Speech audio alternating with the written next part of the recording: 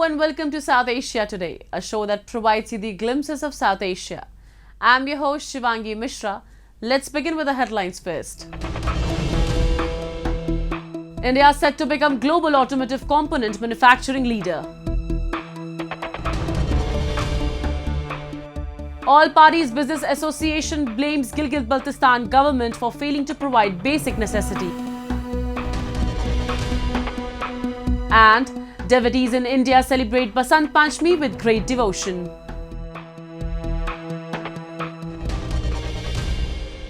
Let's begin the show. The world is increasingly getting used to the popular phrase of Brand India. The story, which was deemed burgeoning until some time ago, is a force to be reckoned with. It is not just that India is experiencing a prolonged economic purple patch, but it is set to achieve milestones in other sectors as well. Today, we have brought the story of India's expanding market share in an automobile component manufacturing. One of fastest growing, India will literally be manufacturing smallest cogs in the wheel in coming years and is projected to be the leader in just 5 odd years from now. Motorbikes and vehicles are some of the most sought-after possessions for the aspirational and upwardly mobile expanding Indian middle class. 2022 was a historic year for the Indian automobile sector, with two-wheelers dominating the market, followed by a massive sale of 3.8 million cars. Overall, 17.51 million automobiles were sold in the year. These numbers are a sign that there are going to be more and more motorbikes and cars on Indian roads in times to come. India has historically imported a majority of its automobiles. However, manufacturing trends have shown a shift in recent years, and the growing numbers have benefited Indian coffers as well. India has become one of the most sought-after markets for manufacturing of automotive parts in the world, owing to its location and inexpensive labor costs. From literally manufacturing the smallest cogs in the wheel to the most essential car components, India is meeting the needs and demands of both domestic and global consumers. The demand, what we are seeing now, is something we have not seen for the last 2 decades. Personally, I feel this is the golden era for Indian automotive component industry. Macro indicators are extremely positive as far as the domestic demand is concerned. India's manufacturing industry is not just limited to one segment, but covers the entire range of automobiles, from motorcycles to heavy vehicles. The most premier of automobile brands throughout the world have landed in India to source auto parts. As a result of this remarkable rise in the demand of Indian-made automotive parts, the Indian export market alone is poised to touch $30 billion USD by financial year 2026. As per the government's Department for Promotion of Industry and Internal Trade, the Indian automotive component manufacturing industry drew foreign direct investments worth $33.54 billion USD between April of 2000 and June of 2022. The numbers are expected to grow sharply in coming years, with several efforts being made to multiply the industrial outputs. Everybody has clearly realized the issue that we need to be sustainable at the fastest. There's a strong push from the government. There's a strong push being Atmanirbhar, which is an excellent initiative, whereby it forces all of us to look inside to see that how can we localize not only the components, but we are talking of localizing the design, the development, the machinery. So what we call in auto terms deep localization. The Indian government has taken many proactive steps to ensure that the Indian automotive industry does not hit any roadblocks going forward. The government has already paved the way for global players to enter the market with 100% foreign direct investment allowed under the automatic route for the auto component sector. Additionally, the government's production-linked incentive scheme, which has already garnered praise across the board, along with consistent efforts being made to ease business in India, are set to deliver massive dividends. It is expected that India will receive a capital expenditure of around 9.5 billion USD in the next 5 years. Observers predict that Indian automotive component production will not only become one of the largest in the world, but will also be one of the sectors that will play a major role in the country's gross domestic product. This is just one of the many success stories India is scripting simultaneously. A macro view of the Indian economy shows how all cards are stacking up in favor of Brand India. Indian leaders are also ensuring that Brand India not only lives up to the expectation of "this is India's decade," but also paves a path that will ensure India becomes a developed country by 2047. Growing volatility, hostility, and mistrust make Pakistan one of the world's most unsafe countries. The nuclear state, with its unstable borders in the north, rising internal conflicts, growing radicalization, and an ever-weakening economy have pushed Pakistan to a point of collapse. With its so-called all-weather ally, China, doling out only a small amount of aid due to its own pandemic-induced woes, options for Pakistan are drying up. Will Pakistan be able to emerge from these latest crises, or will we see Pakistan crumble? Let's take a closer look at the challenges Pakistan is facing and see if and how they can be overcome.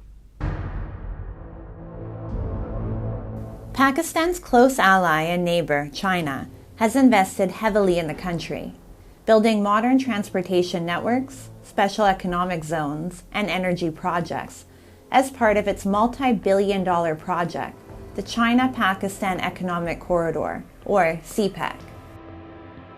The investments, however, overwhelmingly benefit China only.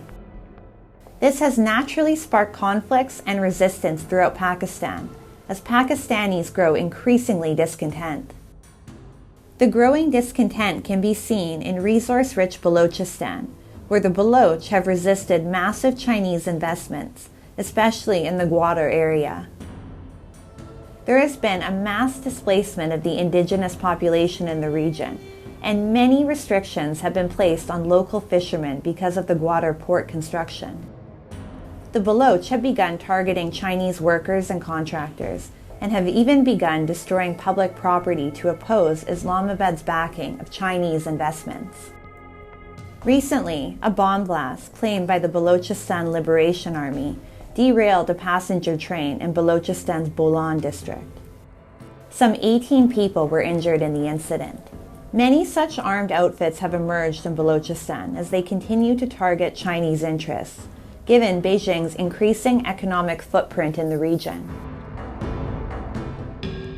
The people of Balochistan are resisting against China because they believe that the Chinese authorities and the Chinese government have become partner of Pakistani state, Pakistani military and establishment in the plundering of Baloch resources. So for the people of Balochistan, as they say, the CPAC is a billion-dollar project and it's a game changer. But for the people of Balochistan, since day one, it has been a disaster. China has even delayed many of its crucial development projects in Pakistan, including the Mainline 1 railway project, Karachi Circular Railway project, Azad Patan hydropower project, and the Tar Block 1 coal project. Experts fear that the worsening economic conditions and depleting forex reserves may even force Pakistan to sell its nuclear assets. Pakistan's last-ditch attempt would be to sell its nuclear weapons, and recently there have been rumors that Pakistan, in collaboration with Pakistan military, has tried to smuggle large quantities of uranium across the globe to sell it for money. Now, I think that the Pakistani nuclear assets are not safe with Pakistan, and international body should appoint immediately. It should appoint a watchdog that comes to Kahuta and to the Atomic Energy Commission in Pakistan and takes over the day-to-day running of the whole projects related to atomic energy and nuclear weapons. For over a decade, the TTP had been waging a revolt against the Pakistani government to demand the implementation of hard-line Islamic rule and the release of its members from Pakistani jails. The TTP enjoys support from neighboring Afghanistan, which is ruled by the Taliban. Pakistan and its secret services agency, the ISI, miscalculated the Taliban's victory in Afghanistan as an opportunity to control the Pashtun tribal belt. The Taliban, however, actually began to oppose Pakistan's interference in their internal matters. The relationship with Islamabad and Kabul continues to deteriorate, and the conflicts at the border, the Durand Line, have become uncontainable. The multifaceted impact of years of poor governance by politicians and the military establishment in Pakistan are now clearly visible. A country of some 232 million people, Pakistan is facing the threat of bankruptcy, which will have its ripple effects on global peace and stability.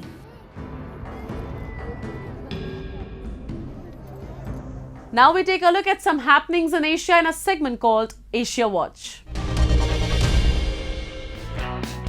Thousands of Myanmar protesters gathered in front of the embassy of the United Nations officers in Bangkok to mark the second anniversary of the 2021 military coup in Myanmar.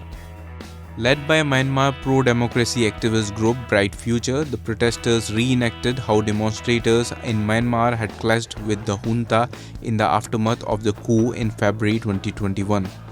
Protesters raised three fingers to symbolize liberty, equality and fraternity and showed photos of ousted Myanmar leader Aung San Suu Kyi.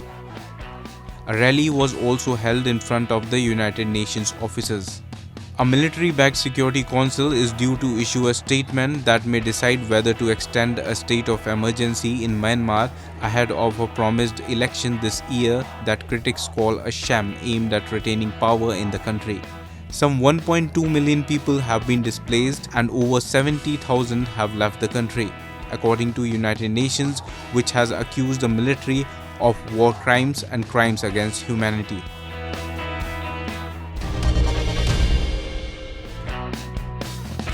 Japan's archipelago features a variety of tourist destinations on both the mainland and other islands.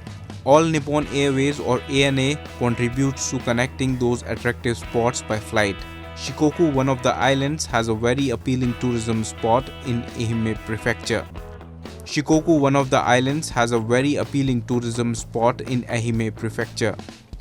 It charms and satisfies visitors. Kimono, an influencer with 1.4 million followers, Mom and her family came to Ehime. Ehime is well known for its mandarin orange production. At the airport, this water supply provides mandarin orange juice. Sayuri Kurokawa is an ANA cabin attendant and a good informant of Ehime's charm. She also has a job on a mandarin orange farm. ANA intends to grow mandarin oranges under its control and supply their juice on flights. Ehime has its famous local cooking, sea bream and rice. Ehime has the island for a farm of sea bream. That meal provides enjoyment of raw fish, white rice and Japanese soup. They are the substance of Japanese cooking taste. Kimono Mom is moving to Matsuyama Castle by lift. Matsuyama Castle has a castle town that was built before Edo period in the 17th century. It is surrounded by a 10-meter high stone wall and its site is 4,500 square meters.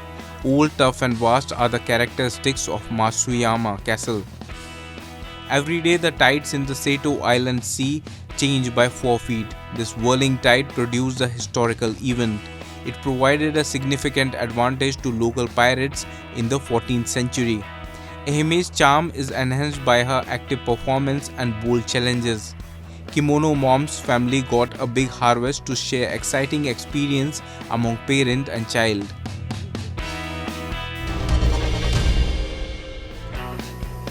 The United States and South Korea carried out a joint air drill with American B-1B heavy bombers and F-22 stealth fighters as well as F-35 jets from both countries, according to South Korea's defense ministry. North Korea's foreign ministry responded that joint drills by the United States and its allies have pushed the situation to an extreme red line and threatened to turn the peninsula into a huge war arsenal and a more critical war zone. More than 28,500 American troops are based in South Korea as a legacy of the 1950-1953 Korean War, which ended in an armistice rather than a peace treaty.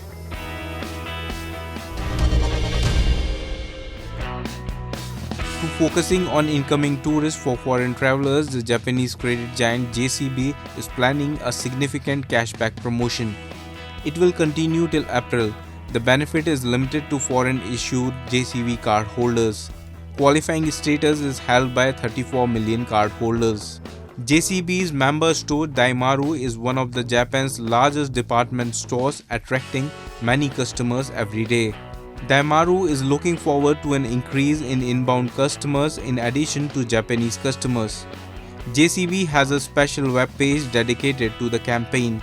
The JCB card is available for use in every member shop in Japan. Foreign tourists benefit greatly from JCB's hospitality. Furthermore, it helps to boost the local economy. The illegally occupied region of Gilgit-Baltistan, which has been the victim of exploitation of its legitimate rights, natural resources and land by successive Pakistan governments over several decades, is virtually starving and shivering with the unbearable weather conditions. The All Parties Business Association, while addressing the press conference, accused Chief Minister Khalid Khurshid and Chief Secretary of organizing the events and making millions in the process without providing basic necessities to the citizens. We have a report.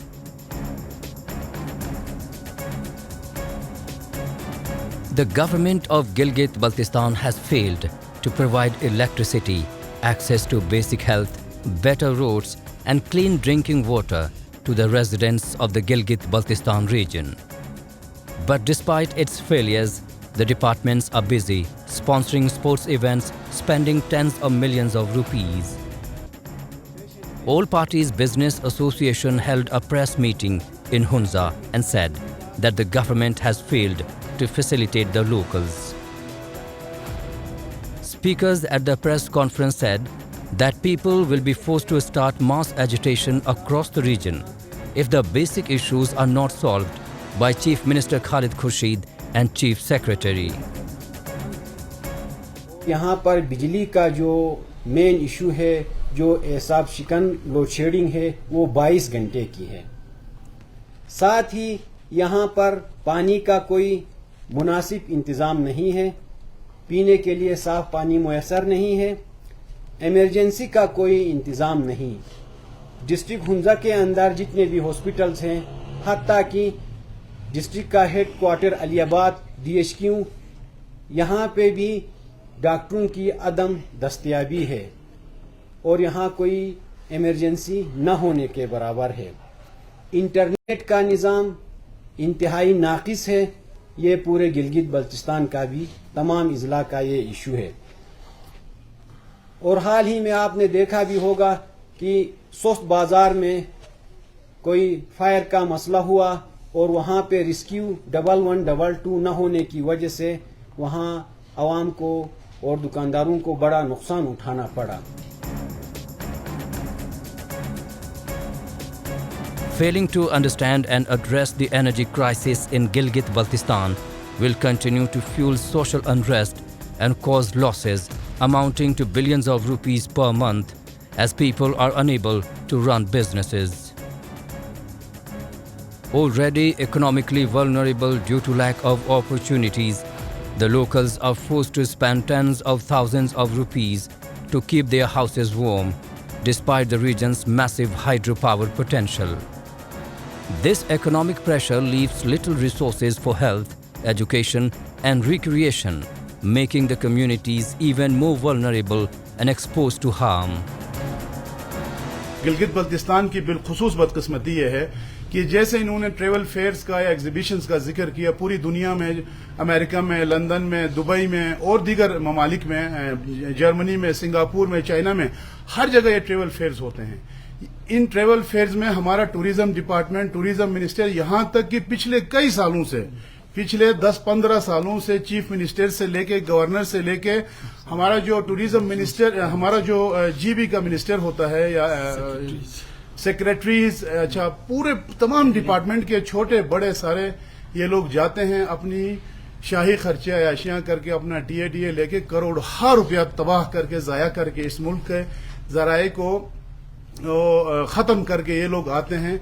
वहां एक inch काम इस tourism की promotion के लिए, पाकिस्तान की tourism के लिए, गिलगित बल्तिस्तान की टूरिज्म के लिए, गिलगित बल्तिस्तान को एज डेस्टिनेशन प्रमोट करने के लिए कोई कंट्रीब्यूशन ये नहीं करते हैं। The region of Gilgit-Baltistan has always been an anomaly in the political system of Pakistan. Gilgit-Baltistan, the hub of natural resources, continues to remain the most backward and ignored area of Pakistan since its inception.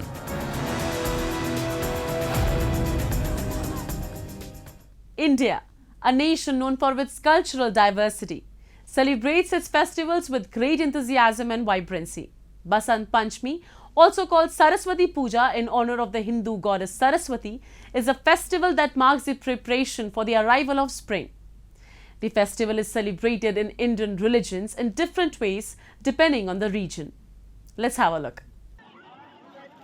India is soaked in the festive spirit of Basant Panchami, the most awaited festival. As per the Hindu calendar, Basant Panchami is celebrated on the 5th day of the bright half of the Hindu month of Magh. The festival also glorifies goddess Saraswati, who symbolizes creative energy and power in all its forms, including longing and love. On the auspicious occasion of Basant Panchami, people wake up early in the morning, donning white, red or yellow clothes, and a variety of sweets flavored with saffron are prepared and donated. To mark the occasion, devotees in large numbers gathered in the holy cities of Varanasi and Haridwar as they took a holy dip in the Ganga river to wash away all sins. आज के दिन गंगा स्नान होता है, दान पुण्य होता है, और दान पुण्य अपने श्रद्धा के ऊपर, आपको जितना सामर्थ्य वो दान कर दीजिए, ये तो अपने सामर्थ्य के ऊपर निर्भर करता है। मान्यता है कि बसंत पंचमी है, आज के दिन विद्या की देवी लक्ष्मी सरस्वती का पूजा होता है, और आज हम लोग का 26 जनवरी भी है, गणतंत्र दिवस भी है, दोनों पर्व पड़ गए हैं। In Kolkata city, devotees were seen worshipping goddess Saraswati to help guide them to the path full of knowledge. As per the Hindu beliefs, goddess Saraswati was born on this day, and therefore many students keep fast until they make offerings of flowers to the goddess. हम लोग celebrate करते हैं सरस्वती पूजा को। जो student लोग है, जो वो बस लोग वो घूमना चाहेगा, खाएगा सरस्वती माँ के पास, अंजलि देगा, पूजा देगा, और इसके बाद एंजॉयमेंट होगा दोस्तों के साथ। Meanwhile, in Amritsar city of Punjab, devotees flocked to gurudwaras where they prayed and bathed in the sacred pond, believing it would wash away their sins and grant all their wishes. People were also seen relishing langar or community meals on the occasion. ਅੱਜ ਅਸੀਂ ਬਸੰਤ ਪੰਚਮੀ ਦੇ ਸ਼ੁਭ ਦਿਹਾੜੇ ਤੇ ਗੁਰਦੁਆਰਾ ਸ਼੍ਰੀ ਛਿਹਾਟਾ ਸਾਹਿਬ ਆਏ ਹਾਂ। ਛਿਹਾਟਾ ਸਾਹਿਬ ਦਾ ਇਤਿਹਾਸ ਇਹ ਹੈ ਕਿ ਜਿਹੜਾ ਵੀ ਪ੍ਰੇਮੀ ਇੱਥੇ 12 ਪੰਚਮੀਆਂ ਕਰਦਾ, ਉਹਨੂੰ ਪੁੱਤਰ ਦੀ ਦਾਤ ਮਿਲਦੀ ਹੈ। ਬਟ ਇੱਕ ਬਸੰਤ ਪੰਚਮੀ ਸਾਲ 'ਚ ਇੱਕ ਇਹੋ ਪੰਚਮੀ ਹੁੰਦੀ ਹੈ ਜਿਹਦੇ ਵਿੱਚ ਅਸੀਂ ਦਰਸ਼ਨ ਕਰਕੇ 12 ਪੰਚਮੀਆਂ ਦਾ ਜਿਹੜਾ ਫਲ ਹੈ ਉਹ ਮਿਲਦਾ ਹੈ। ਜਿਹੜੀ ਸੰਗਤ ਬਿਲਕੁਲ ਪਿਆਰ ਨਾਲ ਪੂਰਾ ਵਿਸ਼ਵਾਸ ਰੱਖ ਕੇ ਗੁਰੂ ਸਾਹਿਬ ਤੇ ਆਂਦੀ, ਉਹਨੂੰ ਪੁੱਤਰ ਦੀ ਦਾਤ ਮਿਲਦੀ। ਸਾਨੂੰ ਵੀ ਇੱਥੋਂ ਹੀ ਮਿਲਿਆ, ਅਸੀਂ ਵੀ ਇੱਥੇ ਹੀ ਪੰਚਮੀਆਂ ਕੀਤੀਆਂ, ਤੇ ਸਾਡੇ ਘਰ 6 ਸਾਲ ਬਾਅਦ ਇਹ ਜਸਤਰਨ ਹੋਇਆ, ਤੇ ਸੋ ਸਾਰੀ ਸੰਗਤਾਂ ਨੂੰ ਬੇਨਤੀ ਹੈ ਦਰਸ਼ਨ ਕਰੋ ਪਿਆਰ ਨਾਲ ਤੇ ਨਿਮਰਤਾ ਬਣਾ ਕੇ ਰੱਖੋ। The Hindu goddess Saraswati is depicted as sitting on a lotus, riding a swan and holding a veena in her hands. Basant Panchami holds immense importance for students and artists, and special prayers are held in schools and colleges on this day. It's time for me to wrap up today's episode. We'll be back next week at the same time. This is Shivangi Mishra signing off on the behalf of the entire production team of South Asia Today. Goodbye and take care.